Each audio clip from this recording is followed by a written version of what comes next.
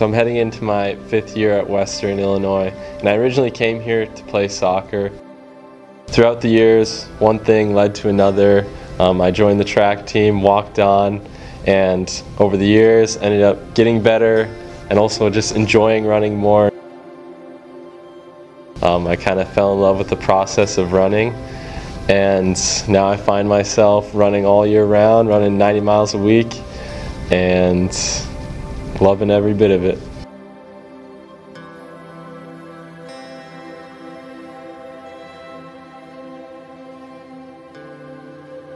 I mean, it's tough. Like, it's kind of weird doing this whole like documentary thing because I don't know. Like, I was thinking today in preparation, like, oh, what are the things I'm gonna say and all that. I just like I don't really think of myself like in these ways, or like there should be a documentary, or like one thing leads to another, and now I have some records or like done well. Like, I just want people to remember how I would just run every day, my hard work, kind of like the process, how I was a good teammate, and just ran for the team and stuff like that. He walked at 9 months and never stopped. Like literally. Never turned back from there. He just was fun-loving smiling kid. all the time. Yeah, smiley. Logan pretty much followed in Leighton's footsteps. Well, Keisha to Leighton is 4, and then Leighton to Logan's 3, and Logan to Libby's 3. So there's 10 years from top to bottom. Once Leighton started and Logan showed interest, then he always had to battle his older brother. It's always the younger ones that benefit from going against the older ones, which was Leighton benefited from going against his older sister, and she never gave an inch. So in turn, when Logan started trying to and he was trying to go against Leighton, Leighton wasn't going to give an inch either. So I don't regret anything, but the one thing I feel bad about is, like, I don't know, EJ was the reason I came here, the soccer coach, Eric Johnson. He called me one night, and it was absolutely the funniest, most roundabout, winding discussion. Just kept talking and talking and talking, and I'm like, get to the point, you're not coming, I get it, just do it. And all of a sudden he just goes, and so I can't find any reason for not coming to Western Illinois. And I dropped the phone and I just started laughing. So when I came in 2019, we ran the fitness test, and the fitness test is insanely hard, and he ran the fitness test like it was nothing. Everyone was like gasping for air after, and Logan's just standing and walking around like, hey, like, he did it. Like, it was just a warm-up for him. Your fitness is very important for soccer, and the test is very important. Show that you were prepared, that you did the work in the summer. Now, it's a little too easy for me, probably. It's not like I was trying to steal Logan from the soccer team, but it just kind of worked out. I guess fate is what you would call it. When you were telling your team and your coach that you were going to quit and focus on running, like, how did you feel? Were you like... I hate that word, quit. Yeah, I did feel a little bit like a quitter. So I never suggested that he quit soccer or move on from soccer. It just kind of happened naturally, but I think that goes back to the respect I have for Coach Eric Johnson and the program he runs here at WIU. I mean, they've had numerous conference championship titles in recent years, and obviously an extremely good soccer program, so didn't want to take anything away from that. And the group message, everyone was super happy for him that he decided to switch over to full-time track, and everyone knew that that's really what he wanted to do and that he was going to be great at that. So, because you could just tell that he was obsessed with running.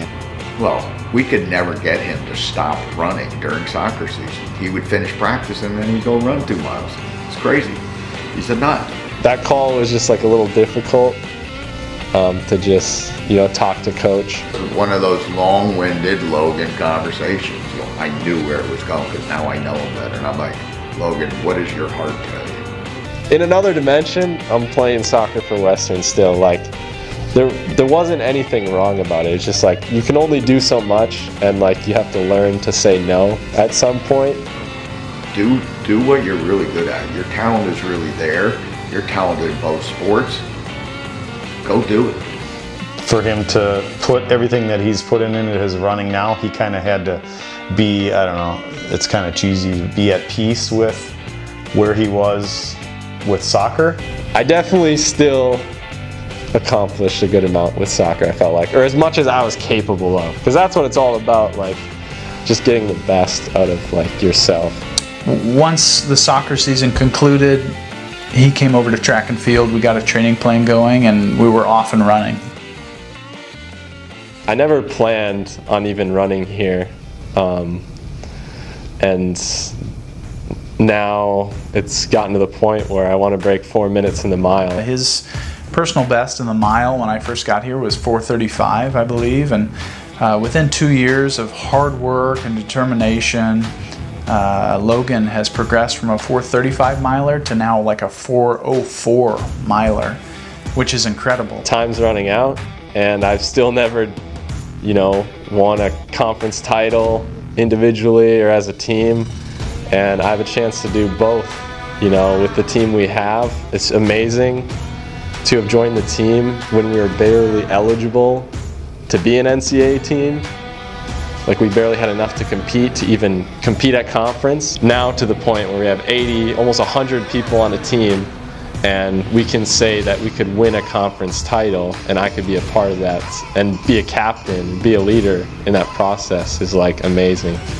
Any successful team, whether it's football, basketball, soccer, track and field, or cross country, they have successful leaders. You know, the coach is a leader naturally, but we can only take the team so far. You've got to have student athletes on the team that are leaders, and Logan is an exceptional leader. Not only does he lead by example, but he also can, you know, with his background in teaching, help those young athletes learn the new nuances in the training program. My first impression of him, I didn't really meet him on my visit here, so initially I was like kind of scared because our first runs he was like really serious and he was like always at the top, and I'm like, oh, he's gonna be mean, he's not gonna like encourage us or anything like that. But then he started opening up and like showing his true self and just like incorporated all the freshmen and tried to like reach out, always including us and everything, and just being super supportive. Logan as a leader 2 years ago is honestly pretty similar to Logan as a leader now. I've always seen him as someone who leads by example. He makes it very well known that if you guys want to come and join me for it, you're along for the ride. But just know that it's going to take some dedication, it's going to take some mental fortitude, and it's not going to be easy. So this is my 12th year in college coaching, and I've had very few student athletes that have been as driven as Logan is. So that's a challenge for me, is kind of holding him back just a little bit, because he's going to want to push the limits and stretch himself out. So the records, let's talk about the records. Well, wouldn't it be awesome if I just had everything from like the mile to the 5K, indoor, outdoor, and then, you know, those 4x4 records would just be, you know, for fun. His range is incredible, and I would say national class. He is a member of our school record in the 4x4, which is unheard of for also being a school record holder in cross country for the 8K and 10K. I'm training with the best Western runner ever. If I'm training with the best that Western's ever had, then that means that if I keep up with him, then hopefully I can go down a similar role as him. The goal of the records isn't just like for me to have my name up there. It's the fact that people look at our program and see that we have more history. It's amazing seeing a record that's been there for 50 years, like the steeplechase, but it also makes you think, well, in the 80s or the 70s, they had a lot less resources or the track surfaces, or, you know, to run that kind of time. So we need to do better to break that time given what we have now. And the steeplechase, you jump into water once every lap. and it's a 2-mile race. So it's a hurdle race for those that don't know. But you also have 40 barriers in front of you throughout the race. So you have to hurdle while guys are shoving you, and you may even fall with a lap to go on your face at conference.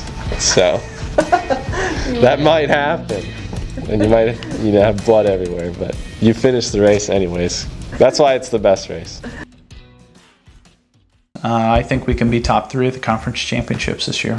Very early on, we all got in contact with one another over the summer without much discussion, had a very big goal in mind that we want to place ourselves in the top of the conference. We believe that's where we belong, and we want to set the standard with this new move that is where we belong. Our men's program is very talented. We've got a tremendous top 5. We don't have a ton of depth. If you don't know, in cross country, the top 5 athletes are the ones that score points for the team at the conference championship. So pressure's on a little bit to have everybody on the same day, but we'll see what happens. The team goals this year are to ultimately win conference. We have an actual shot, and it's a realistic goal that we think that we could put 5 people up there and have the best team in Western history. The major goal that we keep talking about is just beating our rivals like Eastern Illinois. Now that we're in the OVC, there's a lot of motivation, to beat teams like Eastern and, to win the conference title in both cross country and track.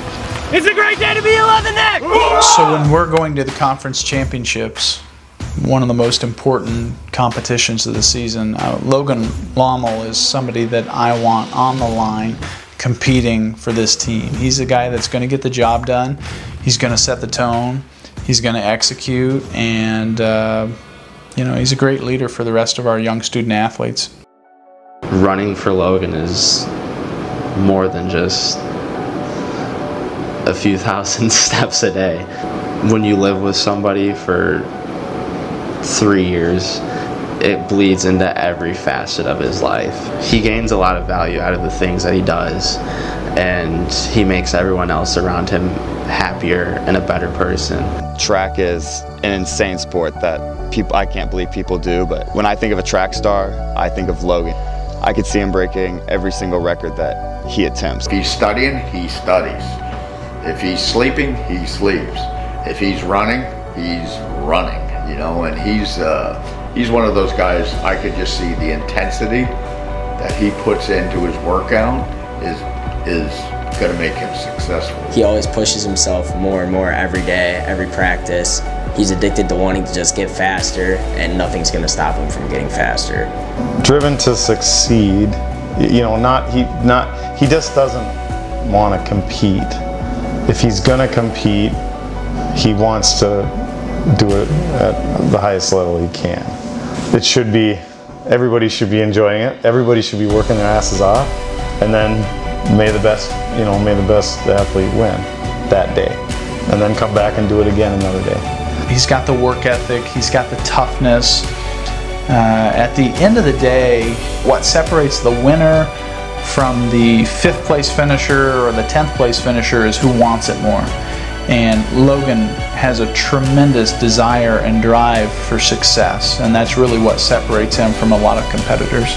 I just don't want to worry about the times or anything. I just want to beat who's in front of me and run for my team. And running from a place like that, I'll have more success, I think, and just enjoying it, soaking it in, all the different moments, all the different places we'll run, just being able to wear the jersey. And one meet at a time, one lap, and we'll get there.